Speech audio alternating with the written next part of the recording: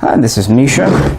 It's been a little while since we've shown you a new product from Walther, something we do quite frequently. This is something I'm sure most of you have seen before, at least SHOT Show previews. This is the PPQ SC, which stands for Subcompact. PPQ Compact.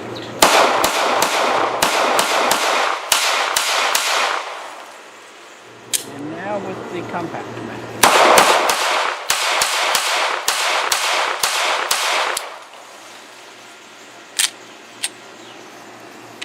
The clear just didn't lock open? Yeah, just didn't lock open. It's an PPQ Compact.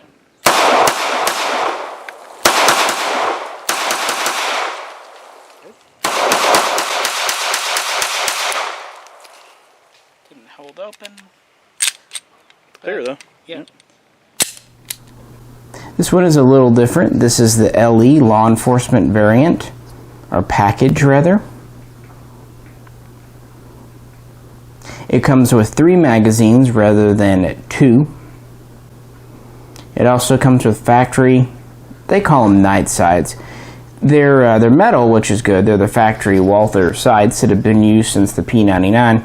They're the more glow-in-the-dark kind that you illuminate with a flashlight or a torch if you're British. And they stay pretty bright, anywhere from 15 to 45 minutes. HK also uses these. It's a very Germanic thing. So it does have de facto glow-in-the-dark sights. Okay, I have to say this. I don't know how many people remember. I grew up in the 80s. Anyone else remember glowworms? Because it reminds me of glowworms. Complete sidetrack there, but yeah. So yeah, the night sights are one thing, and again, they're made of metal, they're not polymer. And of course, you can put whatever you want on these. And it comes with 3 mags instead of 2. We have the extended 15-round mag. Has a little sleeve on it. This just slides off. Essentially, this is just your typical PPQ M2 mag. 15 rounds of 9mm. You also have a 10-round flush fit mag.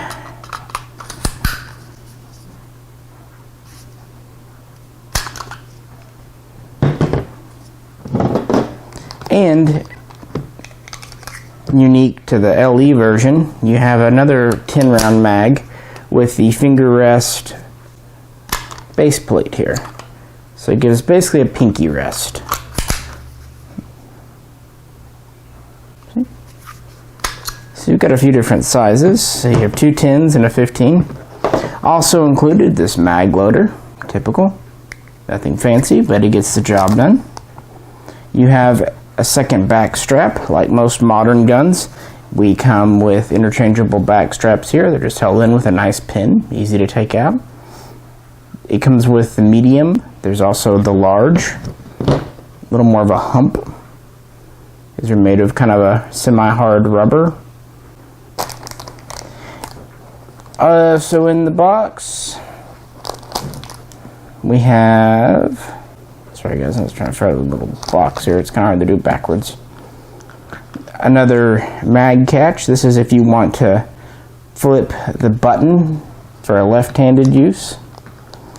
Instead of just flipping the existing button here, you'll remove it and install another one over here. This is the M2 release. And that's what we get with this. Obviously, we get a hard case, cable lock, the usual thing. There's some paperwork in here. Nothing's pretty typical. The only thing I don't see is a spent shell casing. Kind of odd, but, and of course they haven't done cleaning rods in quite some time. So that is that. Let's get this box out of the way. Talk about this gun here. Obviously this is a PPQ. This is the subcompact version, as they call it. Has a 3.5-inch barrel. Shorten the slide. The area under the barrel is also shortened, but we still have a rail with 2 notches. Squared off trigger guard. We have the shortened grip, as you see, kind of a cut-off grip, which is very handy for carry. And of course we have the quick defense trigger, which the PPQ is very well known for.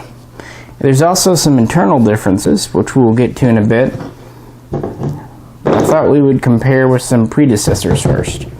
The PPQ series really dates back to the original P99. Now this vid is not going to get into the history, but I want to show you. This is a late 90s production, Gen 1 P99. The details might be a little different, but if you notice, the broad strokes are the same. The grip angle is more or less the same. We have interchangeable back straps, and in fact this is one of the very first guns to have that feature back in the 90s. Back then, Picatinny rails really weren't standardized, so we had a proprietary rail, but I did have a way to attach a module. Have a squared off trigger guard. It actually takes the exact same sights. It is a striker fired gun. These originals were double, single action. We also had a decocker, but they were still striker fired, 9mm. They held 16 rounds. If you notice, this has the smooth tube mag, but it has the original paddle style release. This was the full size with a 4-inch barrel, polymer frame, yada yada. This is where the whole series began over 2 decades ago. These were first seen in 1996. They became available in 97, and yeah, that was the Gen 1. But I wanted to just show that briefly to get to this over here, which is really more applicable. This is the P99 Compact. Starting to look a little similar, aren't we? Now there are some differences, but boy, there are some similarities too, especially in the dimensions. The P99 Compact had 10 round mags. People were kind of wondering why the tube mags for the PPQ are this kind of slick sided with the glossy blued finish. Well, here you go. Obviously the mag catch is different, but the tube itself is virtually unchanged. That's why the 10 round shorties look so different from the extended 15s.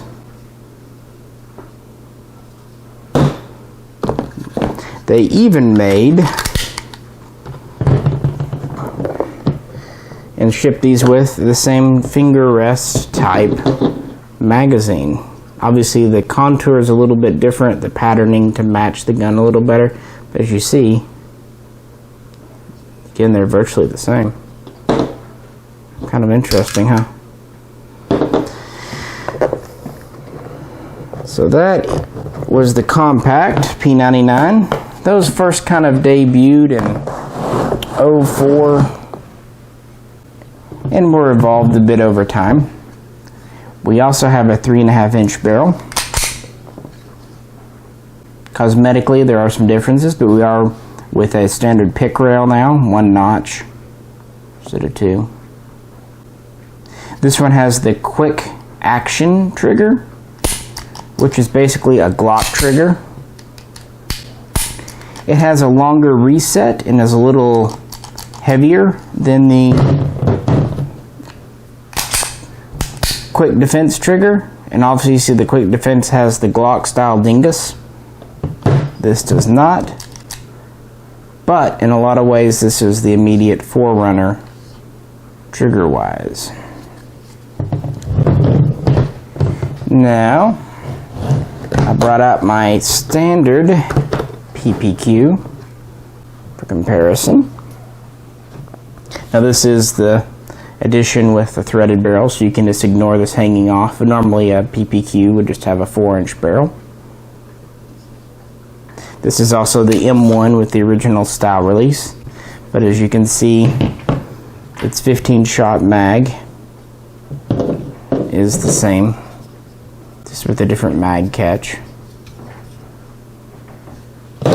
Cut out. So yeah, this was the PPQ. It's basically a facelifted Gen 3 of the P99. It has the ambidextrous slide release controls, has the full-length pick rail under the barrel, interchangeable back straps. It has the textured, very curvy grip, very comfortable, and of course it introduced the quick defense trigger, which is a very much upgraded quick action. You'll see front and rear slide serrations.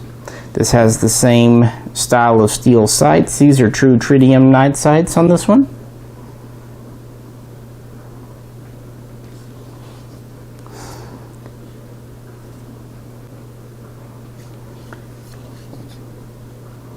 And it's basically, they took this and scaled it down to make this using the pattern of this.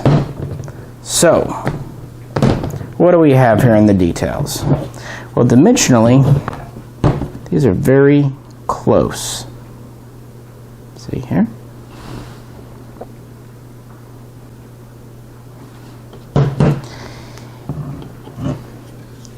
They're both double stacked, so they're kind of wide, but they have the cut down grip, 3.5-inch barrel.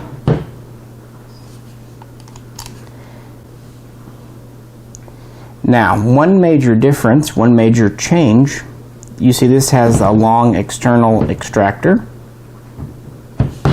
For the PPQ SC, we went to an internal extractor. So you don't see it there. Smooth on the side. You can see it in here though.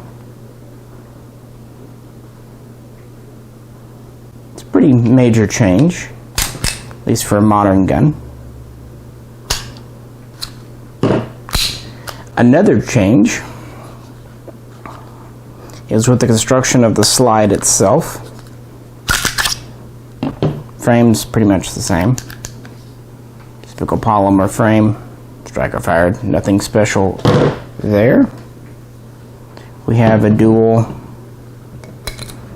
guide rod.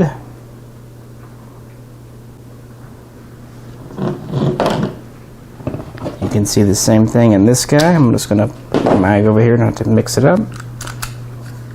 Disassembly is identical with these older guns.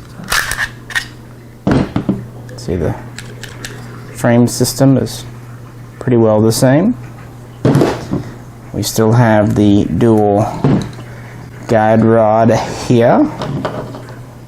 They did update the spring just a little bit, but they're close enough together that I am not going to risk mixing them up. Set this over here. Here's our barrel.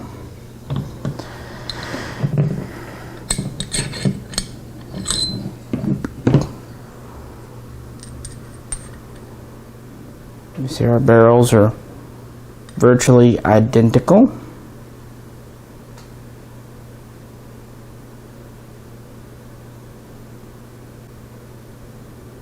The only real difference, the P99 is flat back here without a hole, witness hole. The PPQ SC has a little witness hole in the back, I guess a loaded chamber indicator or a relief valve, a port in case you have a ruptured casing. So that's a small difference in the barrels.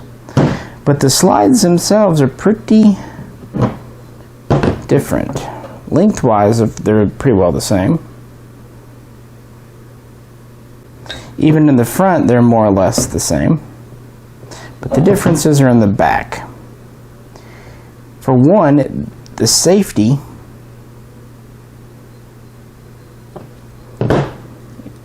is located up here for the firing pin, so very close to the breech. On the PPQ Compact, it's actually much further back here about an inch further back. The P99 has I'll hold this down so you can see, a spring-loaded firing pin. It springs back. The PPQ SC has a floating firing pin, kind of Glock style. Now I checked, my other PPQs, my older ones, have spring-loaded as well, so this is something new for the PPQ Subcompact. You can also see the striker tail. It's quite different. Another difference is the end plate. It's larger, more back of the slide on the PPQ. And then you'll see in the back here there's a roll pin on the PPQ and not on the P99 Compact. That's because on this is all a metal block in the slide. But on the PPQ, this is mostly polymer. Now the face, of course, the breech face is metal, and the rear has some metal, but the middle section here is polymer. Now Walther claims they did this to save on weight, and you can feel the difference. It's a little lighter, but I'm sure it also saved on cost. So that's a major mechanical difference, along with the internal extractor and free-floating firing pin, not to mention the relocation of the safety. So internally it's actually pretty different, more than I thought it would be. So that was the P99 Compact, but another gun to compare is Walther's PPS, and this is the M2. The reason I'm bringing out the M2, it's much closer in aesthetic to the PPQ, whereas the original PPS, I guess we can now call it the M1, is more like the P99. The M2 has the Browning style mag release. It has the curvy grip with the texturing. It has front and rear serrations. This also has the steel sights, the glow in the dark, because this is another LE version. And it has the dingus on the trigger, and the trigger has been lightened, although it's not a quick defense trigger. Now, since this is an LE version, it also came with the different size magazines. This is the Flush Fit 6. It also has the extended 7 with the bottom, and more of a full size 8, which will give pretty much the full grip. We have a complete video on this, so I'm not going to harp on it too much, but I wanted to compare it to the PPQ. Show you here. Again, our frame and all this is pretty well unchanged. It's a little different on this one compared to the other ones because of a different system, but not by much. We still have a dual spring, I think my guide rod row right here. In fact, the springs are almost, if not identical.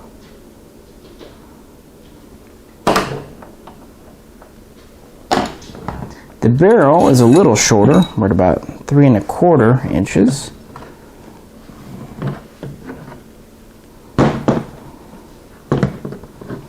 See there? That's the difference in the barrel length. It's not a whole lot, but a little bit shorter. Width-wise, there's really no change. It's a little bit slimmer in the base. You can see a step down there.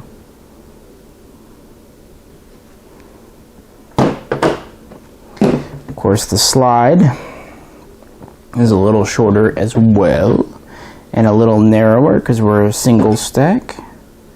Here are the slides. You see it's not a whole lot of difference in length. Front end, just a little bit fatter on the PPQ. This is still a striker fire. It has the safety up here, and it still has the spring-loaded firing pin, and it's also still metal. I just thought it was interesting to bring this out as a comparison. Essentially, it's only a 1/4 inch shorter, maybe 1/3 of an inch, with the major difference being that it is single stack. Also, the trigger system on the PPS M2 is more like that quick action on that P99 Compact with a dead trigger. It's a smooth trigger, but I kind of always assumed they made it a little bit longer pull intentionally and a little bit stiffer because this was intended as a carry gun. Also, we don't have the ambidextrous slide release, and we don't have the rail under the barrel, which is something they did away with on the M2. The M1 did have a short rail. So you have that. It has capacity of 6, 7, or 8 rounds. This has capacity of 10 rounds or 15. Although the 15 is pretty much a full-size gun again, with just a slightly shorter barrel. So I think if you were going to use the 15-round mag, you might as well just have the regular PPQ, honestly. I don't know that a 1/2 inch on the barrel is really worth it, because where the benefit of carry, put the finger rest in, is this in the back. That's where you want to cut it down, and that's what this does a very good job at. The shorter barrel length isn't that big of a deal, although every bit helps with a carry gun. Let's put these together, why not? You see here that, again, they're very similar. Mostly just with the wider grip. The grip is considerably narrower on the PPS, but the slide isn't that different. It's a little narrower, but yeah, not as much as you might think. Another major difference, of course, would be the nicer trigger on the PPQ SC, and it does. This lives up to the PPQ's trigger all the way, even though this one's brand new. So yeah, a new product from Walther, kind of based on the older P99 Compact, mixed with the, helps if I put it in right, huh guys, mixed with the PPQ. But they also did those changes to the slide, which kind of surprised me, especially the internal extractor. It is an ounce or 2 lighter because of the changes, and maybe a little bit cheaper to produce. Well, that is about it, folks. Otherwise, it is just a modern gun. One thing you can't say about Walther, they are not skimping on the carry options. There's the original PPS, which really was the first gun in its class to hit our market back over 10 years ago now. Now, of course, there's the PPS M2 you just looked at. Before that, there was the P99 Compact, which was analogous to like the Glock 26. Then they did the CCP, which was a piston-driven gun designed to have kind of low felt recoil. It was kind of like a single-stack version of a Glock 19. And now they're doing this guy. So, yeah, there are options in the Walther series if you would like a carry gun, and I encourage you to handle one. Most people I've met that actually handle and shoot a Walther really end up enjoying it. These guns are very ergonomic, very reliable, well made. They're to me up there with Glocks and HKs and other fine Germanic guns, and these are still made in Ulm, Germany. So they are still original German Walther produced, and they're imported here in Arkansas. So there's that too. Well, if you have any questions or comments, please post them below. If you like the video, please click like, of course. Also, we have plenty of other older Walther videos, so if you like, check those out. And if you'd like to help support the channel, please check on the link and check out our Patreon page. This is Misha.